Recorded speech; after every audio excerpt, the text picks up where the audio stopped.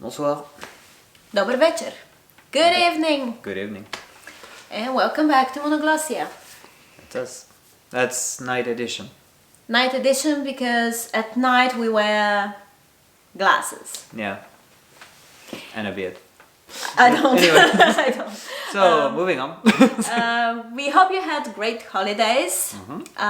We didn't do much, but we went to... We went to a specific part of France called Bretagne, which actually, if this name sounds familiar, it's because it's very much like Great Britain, Brittany. That's, partly the reason why, Britain is called Britain. All right. Yeah. That's interesting. Mm. So I was really happy because I really love the sea. And we went there, it's practically the ocean. I really like it. I actually collect seashells. Bulgarians usually like the sea, but not the way I do. Well, what is your opinion on the way Bulgarians like the sea? Being lizards, I guess. That's about it. I mean, like Just sunbathing? Sunbathing. I don't like that personally. Mm. That's why I especially like the sea when it's out of season, when there aren't people swimming in the sea. I can't swim, by the way, swimming in the sea and sunbathing. Yeah. And I discovered that I really like the sea out of season in England.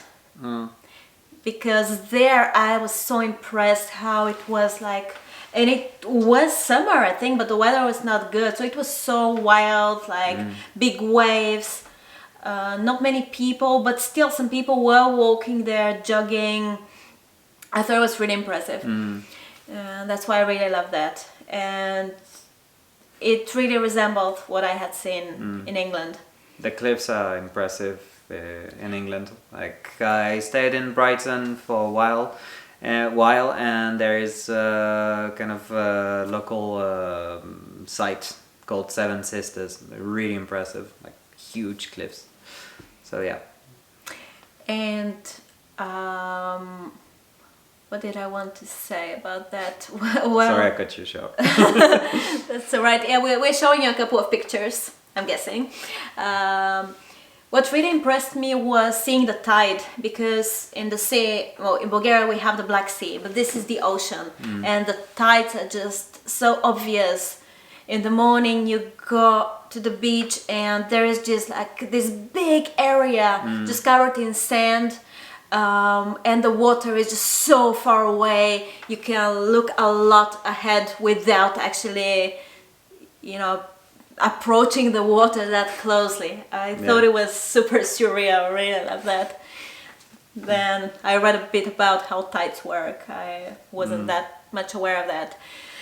So something that got me thinking was when we were in the car and your mother asked, "Is the sea neuter in English?"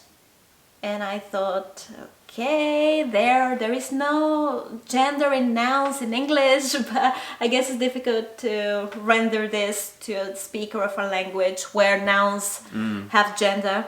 Yeah. So yeah, the sea is the sea, it is it. And then she said, yeah, but for people you say, I saw her and stuff. And I was like, yes, but that's not the same. That's not the same grammatical category. Yeah. And then I came across this quotation of Hemingway. But first of all, I'll just mention, in Bulgarian actually the sea happens to be neuter. We have masculine, feminine and neuter, and the sea, more, is neuter. Yeah, and I did the kind of the lazy bit with German, and it is das Meer as well, which is quite ironic because in French it's la mer and in German it's das Meer, which is also neuter, right? Neuter, Okay. but the word is the same, which is quite interesting. Ah, right, yeah. La mer, das Meer. So, shall I read what Hemingway said in The Old Man and the Sea? Basically, he mentions the fact that in Spanish it can be both masculine and feminine. It can be el mar or la mar. He always thought of the sea as la mar, which is what people call her in Spanish when they love her. Sometimes those who love her say bad things of her, but they are always said as though she were a woman. Some of the younger fishermen, those who used buoys as floats for their lines and had motorboats, both when the shark livers had brought much money, spoke of her as Elmar, which is masculine. They spoke of her as a contestant or a place or even an enemy. But the old man always thought of her as feminine and as something that gave or withheld great favors. And if she did wild or wicked things, it was because she could not help them. The moon affects her as it does a woman, he thought. Actually, this has been scientifically proven. But actually, he says her in English, which is kind of an interesting approach. And that's why it's sort of interesting, and basically, in my opinion, grammar steps aside and custom, or let's say tradition, basically enters like common parlance. With, let's say, a ship, like to keep the nautical theme, is always referred to as her. Not always, but it can be. Yeah. That's an interesting fair point. Enough. Can be. Yeah. When you have like your own ship, you named it, you can refer to it as her. And also, I find it interesting that he says like they spoke of her as if it's a place, as if it would be offensive if you treat the sea like just a place, just a thing. I have my opinion on this, but first, I'll keep it till the end when it comes to this idea of like it just being a place. How can you see it as just being a place? So I'll give you my 2 cents at the end. All right. So I'll say once again in Spanish. It is the noun, the sea, is a rare occurrence of nombre ambiguo. It's an ambiguous noun. It can be both masculine or feminine, and both are perfectly grammatically correct. And upon some research, it is used more as feminine in poetry or like in literature in general. And it is used in the feminine more often by people who live near the sea, which is really what Hemingway said.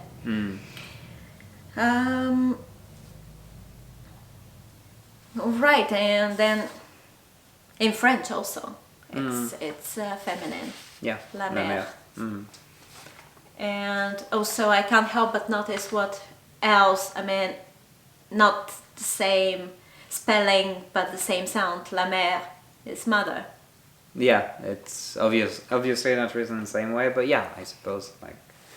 Can you please tell our viewers how both words are written? You can spell them in French. All right, so like the la mère, the mother, would be M-E avec un accent aigu, R-E, and like la mère would be M-E-R. Yeah, pretty simple. All right, so in relation to that, I wanted to mention the Japanese. Here we can't talk of the gender of a noun. It absolutely doesn't exist as a notion, not even as a pronoun, not even as an it versus he or she. But what we have here is the kanji, which we're showing on the screen. Oh.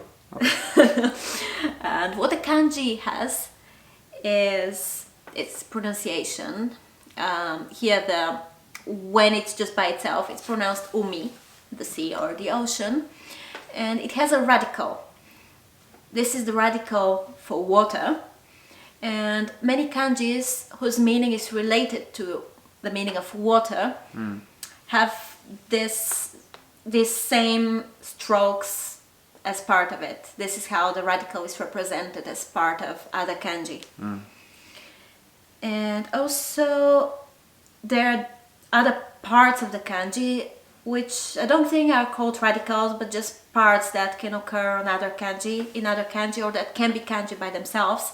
So here we actually have the part for mother. So I thought that was interesting, the mother motif. Yeah, absolutely. That we can see as recurrent across languages. Okay, and finally, can you please read the quotation from Moby Dick, from Melville? Sure. Actually, Alex thought of Melville too, and I thought, When we started to have this discussion with concerning the sea, I tried to read Moby Dick, failed miserably, but it's a pretty good book, and made me think of this quote: "There is one knows not what sweet mystery about this sea, whose gently awful steering seemed to speak of some hidden soul beneath." So really sort of possessed, like feminine place. Not just a place, right? Yeah, not necessarily feminine, but that's like it's more than a place. It's more than there's really a soul within the. Yeah. And here goes my, let's say, off the cuff arguments. In my humble opinion, I think that some countries probably have a more specific relationship with the sea than others. For example, Germany never really, how should I put it? It's not part of their national culture to think of the sea as the place where explorers would go and sail ships. I don't think Bulgaria is like that either. I don't think so. Whereas, like, you take a country like England or France or Spain or even Japan, they really have this notion of like the sea as being this wild place that can that you need to explore in order to reach some interesting new countries, and especially for an island. Definitely for an island. So you do have, I think, this notion of being like more than a place in countries where the sea probably means a bit more than just go fishing. That's my humble take. Well, maybe wrong. Like, feel free to comment on this. Would tend to be personified. You would tend even to within the personify. language Exactly. related to these countries. And that's why I think, in my opinion, that's why you have this nuance in any, let's say, you've got Moby Dick, you've got like Hemingway, but you also have I'm trying to think of like some other British author. Like, the one that comes to me at the back of my mind is like there's a specific passage in Dracula where there's like an old like seaman like bringing the Dracula back to England, and there's a bit of a Melville influence in there. So that was it. All right. So if you guys have anything to add about the sea in your language or in literature, please feel free to do so. Ahoy. Alrighty. Yeah. So thank you for being with us, and we'll see you next time. Bye. Bye bye.